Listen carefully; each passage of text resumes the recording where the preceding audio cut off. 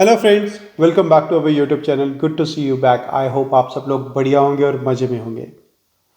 Friends, अगर आपसे कोई बोले कि ऑस्ट्रेलिया के अंदर $200 पर आवर आप कमा सकते हैं, तो आप क्या बोलेंगे? कि वो आपके साथ में मजाक कर रहा है या वो रियलिटी बता रहा है आपको? फ्रेंड्स, ये पॉसिबल है। ऑस्ट्रेलिया के अंदर आप $200 पर आवर भी कमा सकते हैं। और इसको कमाने के लिए आप अपनी सिंपल कोई भी हॉबी ले सकते हैं। उस हॉबी को थोड़ा सा पॉलिश करके, थोड़ा सा डेवलप करके आप एक स्किल डेवलप कर सकते हैं। और उस स्किल के थ्रू आप $200 पर आवर भी कमा सकते हैं ईजिली। फ्रेंड्स, जिन हॉबीज़ की मैं बात कर रहा हूँ वो सिंपल हॉबीज़ हैं। टेक एन एग्जांपल, आप आर्ट एंड क्राफ्ट के अंदर बहुत अच्छे हैं, तो आप आर्ट एंड क्राफ्ट की हॉबी को यूज़ कर सकते हैं। या फिर मान लीजिए आप कोई म्यूज़िकल इंस्ट्रूमेंट प्ले करते हैं, जैसे कि आप गिटार प्ले करते हैं, कीबोर्ड प्ले करते हैं या फिर फ्लूट प्ले करते हैं, तो इसको भी आप यूज़ कर सकते हैं।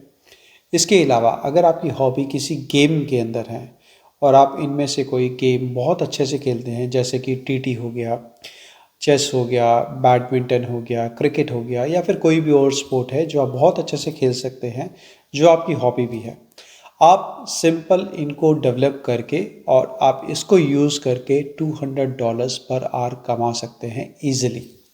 राकेश, आप ये $200 पर घंटा या $300 पर घंटा स्काई इज द लिमिट की बात कर रहे हो। बट आप ये किसी को पर्सनली जानते हो जो ये ऐसा कर रहा है और जो इसने अपनी हॉबी को स्किल में कन्वर्ट किया है, वो वाकई में इतना पैसा कमा रहा है? संजय, मुझे लगा था यार कि आपको डाउट होगा इस बात का। एंड आई एम श्योर हमारे जो व्यूअर्स हैं उनको भी इस बात का डाउट होगा कि क्या $200 $300 कमाना एक घंटे के अंदर ये आसान है या नहीं है। फ्रेंड्स, मैं झूठ नहीं बोल रहा हूँ। चलिए मैं आपको बताता हूँ कि मैं किस बेसिस पे ये बात आपको बता रहा हूँ। रिसेंटली मैं एक पर्सन से मिला। ये पर्सन अपने खुद की बैडमिंटन की एकेडमी रन करते हैं। तो जब मैं इनसे मिला तो मेरी काफ़ी डिटेल में इनसे बात हुई, तो इन्होंने मेरे को पूरा इन्फॉर्मेशन डिटेल में बताई। ये जो पर्सन है, ये हफ्ते में 3 घंटा 3 दिन, यानी कि फ्राइडे, सैटरडे और संडे ऑफ आवर्स के अंदर शाम को 6 बजे से लेके 9 बजे तक बैडमिंटन सिखाते हैं। 1 घंटे का एक बच्चे से ये $18 चार्ज करते हैं। और इनके बैच के अंदर एट ए टाइम, 1 घंटे की मैं बात कर रहा हूँ, 10 से 15 बच्चे मिनिमम रहते हैं। 15 तो मैंने देखा ही है मिनिमम इनके बैच में। अगर मैं सिंपल सी कैलकुलेशन करूं, $18 पर बच्चा अगर ये चार्ज करते हैं और 15 बच्चे इनके बैच में 1 घंटे के अंदर है, तो 1 घंटे का ये $270 जो है वो कमा रहे हैं। अब ये $270 के अंदर से थोड़ा सा एक्सपेंसेस भी है। जो एक्सपेंसेस जो हैं वो अप्रॉक्सीमेटली, मैं कैलकुलेशन इजी करने के लिए मैं ये सोचता हूँ कि चलो $70 जो है वो इनका एक्सपेंस है। तो इन्होंने $200 पर आवर जो है बहुत इजीली कमाया। अब ये क्या करते हैं, ये 3 दिन, जैसे कि मैंने बताया कि फ्राइडे, सैटरडे और संडे को 3-3 घंटा ये बैडमिंटन सिखाते हैं। इन टोटल इन्होंने 9 आवर्स इन्वेस्ट किया। और 9 आवर्स को अगर मैं बोलता हूँ कि पर आवर ये $200 कमा रहे हैं, तो ये इन टोटल $1800 कमा रहे हैं सिर्फ 9 आवर्स का। तो संजय, अब आपको विश्वास हुआ जो मैंने आपको बताया? राकेश, विश्वास तो मेरे को बिल्कुल हुआ। लेकिन मुझे ये बताओ कि आप फ्राइडे सैटरडे संडे की बात कर रहे हो। फ्राइडे तो ऑफिस का दिन होता है और बच्चों का स्कूल का दिन भी होता है। तो ये क्या परमानेंट जॉब है, पार्ट टाइम जॉब है, कि ये क्या कंसेप्ट क्या है? ये स्कूल और ऑफिस के टाइम के साथ कॉन्फ्लिक्ट नहीं कर रहा? संजय, ये कोई परमानेंट जॉब नहीं है। ये जो पर्सन है, जैसे कि मैंने बताया, ये सिर्फ 3 घंटे इन्वेस्ट करते हैं और ये 3 घंटे शाम को करते हैं। तो फ्राइडे को जो इनका टाइम रहता है वो 6 to 9 रहता है। सैटरडे को भी नॉर्मली मैंने इनको देखा है कि इनका जो टाइम है वो 6 to 9 ही रहता है। लेकिन संडे को ये एक्चुअली मॉर्निंग और इवनिंग दोनों टाइम में बैचेस लेते हैं। तो जो हमारी जो पहली कैलकुलेशन थी $1800 की, वो तो एक्चुअली कम थी। ये उससे भी ज़्यादा कमा रहे हैं, क्योंकि ये मॉर्निंग में 3 आवर्स की क्लास भी लेते हैं और ये इवनिंग में भी 3 आवर्स की क्लास लेते हैं।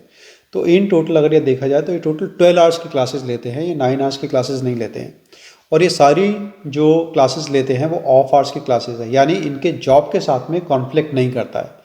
इनका जो जॉब का टाइम है वो Monday to Friday 9 AM to 5 PM रहता है।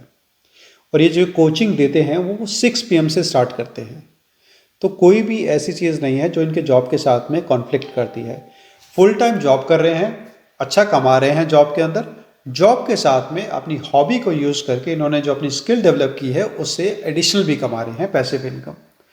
और मैंने पहले इसीलिए बोला था कि स्काई इज़ द लिमिट, क्योंकि आज की डेट में इनके पास में हर घंटे में अगर 15 बच्चे हैं तो वो दिन दूर नहीं है जब हर दिन हर घंटे के अंदर इनके पास में 15 से 20 बच्चे होंगे।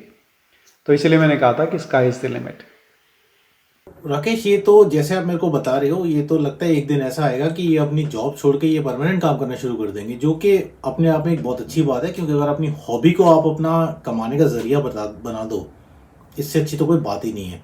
खैर, एनीवे, मेरे को ये बताइए कि ये सब शुरू करने के लिए यहाँ पे कुछ सर्टिफिकेशन की या कुछ ट्रेनिंग की ज़रूरत होती है, कि ऐसे ही आप अपना बच्चों को इकट्ठे करके अपनी एकेडमी खोल सकते हैं? संजय, बहुत ही अच्छा क्वेश्चन है आपका। देखिए, अगेन ये चीज़ डिपेंड करती है कि आप इंडिविजुअल एकेडमी अपनी स्टार्ट करना चाहते हैं या फिर आप इस किसी क्लब के साथ में या फिर किसी स्टेडियम के साथ में एसोसिएशन में ये काम करना चाहते हैं। तो मैं एक छोटा सा एग्जांपल देता हूँ इसको एक्सप्लेन करने के लिए, कि अगर आप किसी क्लब के साथ में ज्वाइन होके ये अपनी एकेडमी को रन करना चाहते हो तो आप क्लब जो है वो आपको स्टूडेंट्स प्रोवाइड करेंगे। वहाँ पे एडवांटेज ये है कि कंटिन्यूशन में आपके पास में डे 1 से स्टूडेंट्स आ जाएंगे, आपको कहीं अलग से जाके एडवर्टाइजमेंट करने की ज़रूरत नहीं होगी। लेकिन आप जो पर आवर कमाएंगे वो थोड़ा सा कम कमाएंगे, रीज़न नहीं, क्योंकि जो स्टेडियम होगा या फिर जो क्लब होगा वो अपना कट भी रखेंगे उसमें से, राइट। आपको उनको भी एक परसेंटेज देना पड़ेगा। ऑन दी अदर साइड, अगर आप खुद की एसोसिएशन या फिर खुद की एकेडमी आप क्रिएट करते हैं तो आपको थोड़ा सा वेट करना पड़ेगा स्टूडेंट्स मिलने के लिए। इनिशियली आपको डे 1 पे 10 से 15 स्टूडेंट नहीं मिलेंगे, आपको हो सकता है 2 से स्टार्ट करना पड़े, 10 फिर 5 हो, फिर 8 हो, फिर 10 हो। सो स्लोली एंड ग्रेजुअली जो आपके नंबर ऑफ स्टूडेंट्स हैं वो इंक्रीज़ होंगे अगर आप खुद की एकेडमी रन करते हो। बट हाँ, खुद की एकेडमी रन करने का एडवांटेज जो है वो आपको लॉन्ग टर्म में मिलेगा, क्योंकि लॉन्ग टर्म में डेफिनेटली जब आप खुद की एकेडमी रन कर रहे हो तो आपको किसी और को आपकी जो फीस आप अर्न कर रहे हो उसका कोई परसेंटेज आपको किसी और को नहीं पे करना है। तो उसका बेनिफिट ये होता है कि पूरा जो आप अर्न करेंगे 100% वो आपका है। तो आज अगर आपके पास में 10 स्टूडेंट है तो उनका 100% आपके पास में है। फ्यूचर में अगर आपके पास में 100 स्टूडेंट्स है तो उनका 100% भी आपके पास में है। आप किसी क्लब या फिर किसी स्टेडियम को आपकी अर्निंग का कोई परसेंटेज एज ए कमीशन नहीं दे रहे हो। तो राकेश, ये बताइए कि ये पूरा तामझाम के लिए क्या सेटअप, कोई कॉम्प्लिकेटेड सेटअप चाहिए होता है, कि ये कैसे चालू हो सकता है? इसमें इनिशियल इन्वेस्टमेंट क्या है? देखिए संजय, आपका जो क्वेश्चन है काफ़ी अच्छा क्वेश्चन है, क्योंकि डेफिनेटली अगर कोई ऐसा पर्सन है जो ये स्टार्ट करना चाहता है तो उसके मन में पहला क्वेश्चन यही आएगा कि इनिशियल इन्वेस्टमेंट उसको कितना करना पड़ेगा। तो अगर मैं आपको ये बोलूँ कि इनिशियल इन्वेस्टमेंट आपका ज़ीरो है, वो इसीलिए क्योंकि आप कुछ सिखाने के लिए आपको बड़े बड़ा जो स्टेडियम्स हैं जो ऑलरेडी अवेलेबल हैं, आपको सिर्फ वहाँ पे जाके अपने कोच जो हैं वो बुक करना है। Take an example in person की मैं आपको बताता हूँ जिन्होंने बैडमिंटन आज की डेट में सिखा रहे हैं। इन्होंने क्या किया है, इन्होंने स्टेडियम के साथ में एक कॉन्ट्रैक्ट साइन किया है। तो ऑनगोइंग बेसिस पे ये 2 कोर्ट जो हैं इनके बुक रहते हैं फ्राइडे, सैटरडे और संडे को, जो मैंने आवर्स बताया उस टाइम पे। तो ये सिर्फ उन 2 कोर्ट्स के लिए पेमेंट करते हैं स्टेडियम को। और वो भी ऐसा होता है कि कभी अगर मान लीजिए कोई पब्लिक हॉलीडे आ गया या फिर कभी छुट्टी आ गई या फिर एडहॉक इनको कभी कोई छुट्टी लेनी पड़ी तो ये आराम से उसको बुकिंग को कैंसिल करा सकते हैं, उसका कोई चार्जेस नहीं होता है। तो जो इन्वेस्टमेंट है वो सिर्फ उन 2 कोर्ट को बुक करने की इन्वेस्टमेंट है, जो कि इस केस में अगर मैं बात करूँ तो $30 to $40 की है 2 कोर्ट्स के लिए। इसके अलावा क्योंकि ये बैडमिंटन सिखाते हैं तो थोड़ा सा खर्चा जो है वो शटल का आता है। मैं ये बात करता हूँ कि पर सेशन के अंदर अगर इनका $20 भी शटल का खर्च होता होगा तो आप टोटल कैलकुलेट कर लीजिए 40 + 20, या फिर कैलकुलेशन को इजी करने के लिए मैं बोल देता हूँ कि $270 जो हमने पहले कैलकुलेट किया था उसके अंदर से $70 जो है अगर इनका एक्सपेंसेस हैं तो ये $200 तब भी कमा रहे हैं।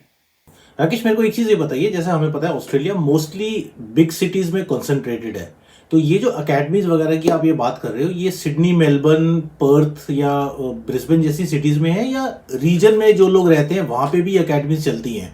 क्योंकि काफ़ी सारे स्टूडेंट्स हैं जो हमारे रीजन में रहते हैं, काफ़ी टेम्प्रेरी वीज़ा वाले भी रीजन में जाते हैं, तो ये चीज़ क्या रीजन में भी सक्सेसफुल है? संजय, बहुत ही अच्छा क्वेश्चन है आपका ये। ऐसा नहीं है कि आप सिर्फ ऑस्ट्रेलिया में बैठ के ऑस्ट्रेलिया के अंदर ही सिखा रहे हैं। मैं आपको एक एग्जांपल देता हूँ। We recently art and craft की हमने कुछ क्लासेस लिए अपने बच्चों के लिए। उस क्लास के अंदर मैंने देखा कि अप्रॉक्सीमेटली हमको इन टोटल आई गेस $100 हमने पे किया था 10 क्लासेस का, और हर क्लास के अंदर उनके पास में अप्रॉक्सीमेटली 20 स्टूडेंट्स थे। एंड संजय, जिनसे हमने क्लासेस ली थी वो ऐसा नहीं था कि सिडनी या मेलबर्न के अंदर थे, वो ऑस्ट्रेलिया के रीजनल एरिया के अंदर बैठे हुए थे और वहाँ से बैठ के ऑनलाइन क्लासेस डिलीवर कर रहे थे। तो to answer your question I would say, आप ऑस्ट्रेलिया के या वर्ल्ड के किसी भी पार्ट के अंदर हों, आप अपनी हॉबी को यूज़ करके इस टाइप से स्किल डेवलप करके अच्छे से कमा सकते हैं। राकेश, ये तो बहुत ही अच्छी इन्फॉर्मेशन है। और आपको पता होगा कि मैं खुद भी इवन क्रिकेट अंपायर हूँ और मुझे दिन के अराउंड $150 मिलते हैं। ये $150 मेरे को एक्चुअली 8 घंटे धूप में खड़े होके अंपायरिंग करने के मिलते हैं। जिस तरह से आप मेरे को बता रहे हो और जिस तरह से मेरी क्रिकेट की नॉलेज है, मैं तो क्रिकेट कोच बन के ही काफ़ी कुछ पैसे कमा सकता हूँ। तो दोस्तों, होपफुली आपको ये वीडियो अच्छा लगा होगा। अगर इस बारे में आपको और कुछ भी इन्फॉर्मेशन चाहिए तो आप हमें प्लीज़ कमेंट कीजिए, या आप हमें इंस्टाग्राम से भी कांटेक्ट कर सकते हैं। अगर आपको वीडियो ये अच्छा लगा है तो आप प्लीज़ इस वीडियो को लाइक कीजिए और हमारे चैनल को सब्सक्राइब कीजिए। दोस्तों, मिलते हैं अगले वीडियो में। Thank you.